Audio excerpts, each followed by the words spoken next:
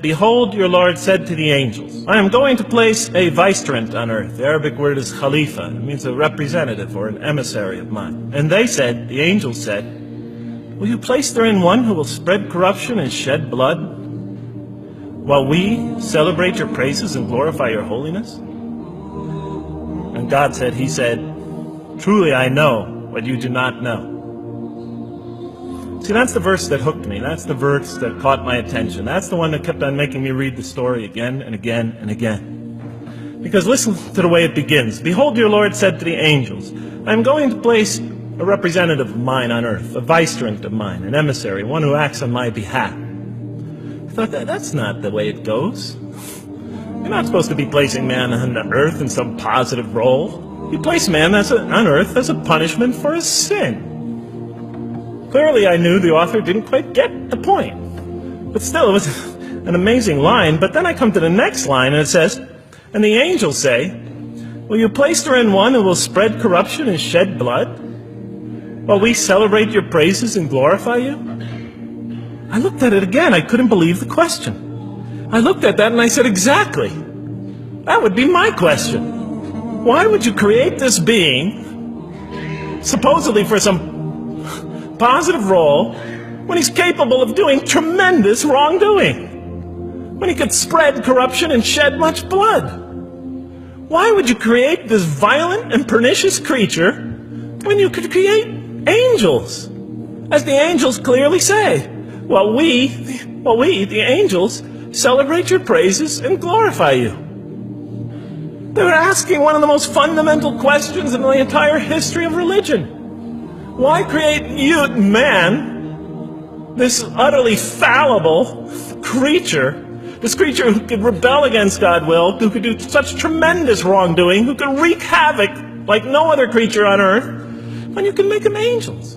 That whole question, everything that I ever thought, everything that I ever experienced, everything that I ever knew was in that question. It was as if the author took my life and wanted to pick out exactly the right question to humiliate me, to provoke me, to anger me. Why create man, this most destructive and violent creature, when you can make them angels? And then look at the answer. And he said, God said, truly I know what you do not know. You know, in modern parlance, we would say, I know exactly what I'm doing. I read that and said, what?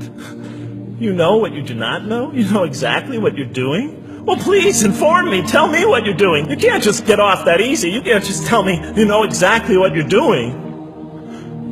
Not after what I've been through. Not after you made me this way. And then I realized, of course, I was arguing with a God I didn't even believe in. And that would happen several times as I read through the Quran. And sometimes I would just get into so agitated by what I read, I'd start arguing with this voice that I'm reading before me, that's calling to me. So we turn to the next verse. It turns out that the Quran just doesn't dismiss the question. It starts to answer it a little bit. And in the next verse it says, and he taught Adam, God taught Adam, the names of all things. And then he placed them before the angels and said, tell me their names if you are right. So this verse is clearly referring to the previous one. But notice what it says. And he taught Adam the names of all things. So here we see Adam is not only just a creature who knows how to name things, who's acquiring the gift of language, but he's also a learning creature. God is teaching him. Now right here, right in this verse, and it'll come even clearer in the subsequent verses, that the very first thing that the Quran is going to emphasize here is man's intellect. He is a learning creature. He is taught. And what is he taught? What is one of the great intellectual gifts he's given in response to the angel's question? The gift of language.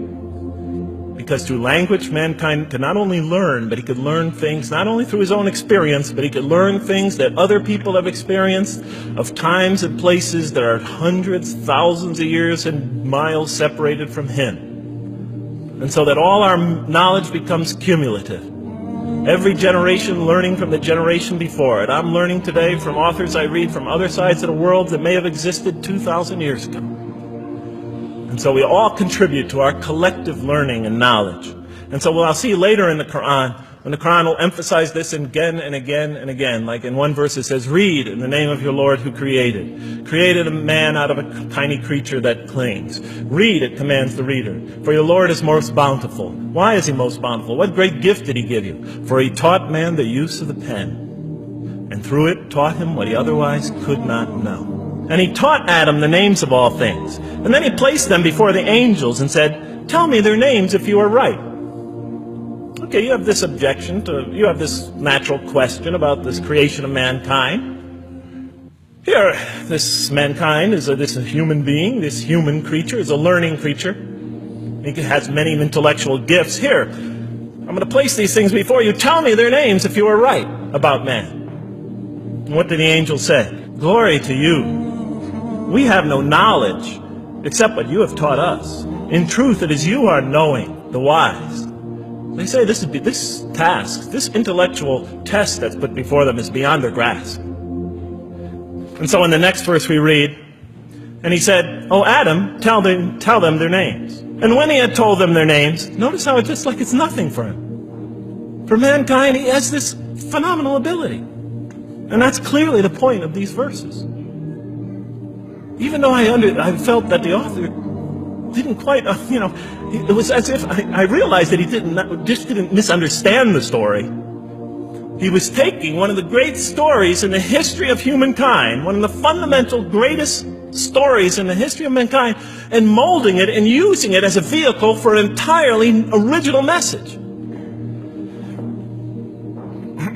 And God said, did I not tell you that I know what is unseen in the heavens and the earth? And I know what you reveal and what you conceal? In other words, didn't I tell you I know exactly what I'm doing? I looked at that. What question what did they reveal and what did they conceal? Why are you all looking at me like that? You're starting to scare me. You're all looking very serious. Am I losing you? Wow. Okay. So, they revealed the sinister and evil propensities of man. But what did their question conceal? All you have to do is think about it for a minute. Human beings, yes, they could do evil. Yes, they could do wrong. Yes, they could create misery. But they could also do exactly the opposite. They could choose to do evil. They could choose to do tremendous good. They could choose to do tremendous violence. They could choose to show tremendous compassion. They could choose to live by falsehood. They could choose to live by the greatest truths. So we go on to the next verse. And behold, we said to the angels, bow down to Adam. And they bowed down. But not so Iblis.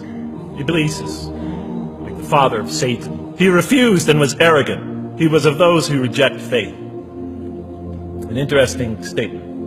And notice why Iblis does not bow down. He refuses because he was arrogant. We often hear what's the root of all evil? In the West, it's always money, greed, etc. Here the Quran says that seems to be saying that the root of all evil is not always material wants. It's not always money. It's not always greed. At the heart of evil is arrogance. Putting yourself above all others. Of assigning to yourself special priority and neglecting the rights of others. O Adam, dwell you and your spouse in the garden and eat freely thereof what you wish. But come not near this tree, for you will be among wrongdoers. Then they make the mistake. But Satan caused them to slip and expelled them from the state in which they were. And we said, go all you down, some of you being enemies of others will be adversaries of others. Some of you will be adversaries of each other, and on earth will be your dwelling place and provision for a time. Let's go back from where we started. First, mankind is being taught. We see he's an intellectual being. Then we show he's a moral being.